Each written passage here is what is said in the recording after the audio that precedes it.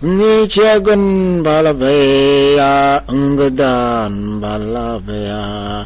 Ngi chagun balabaya, ungadan balabaya.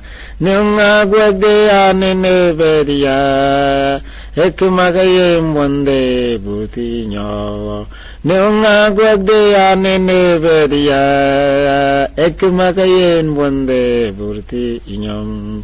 Ekinaga tupa eke chegta, ekinaga tupa eke chegta, ekinaga tupa eke chegta, ekinaga tupa eke chegta. Makane nangkayen amde manyo dumdi nyo. Makane nangkayen amde main dumdi nyo.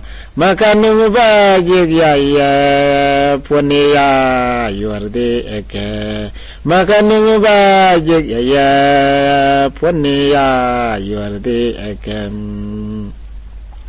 Eke yingde nungde ludne banik tolgen kegine.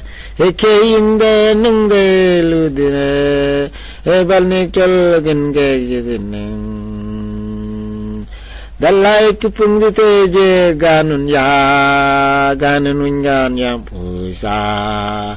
Dalai kipungite je ganun ungan ya musam.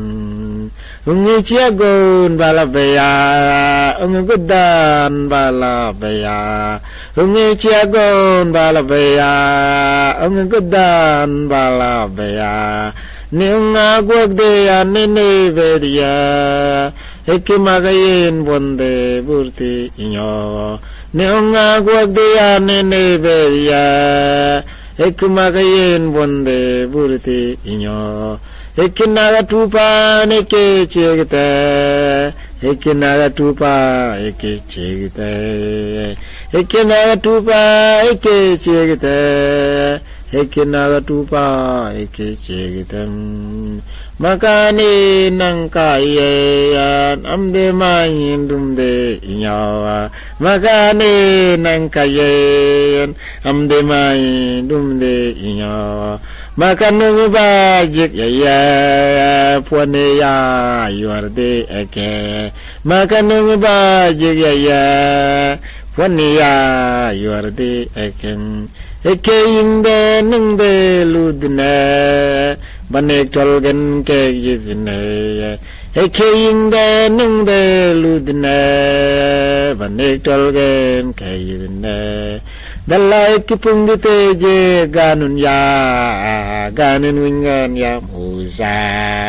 Dalai kipungite je ganun ungan ya musa.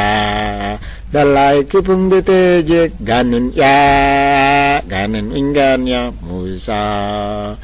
Amen. Pucin kani bo gorsa, dali gorsa warga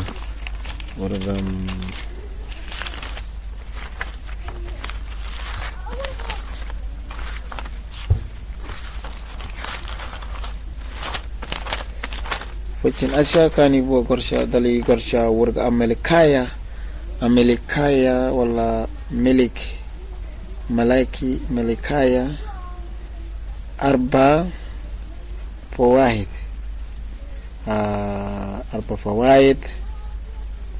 mungkin gorsa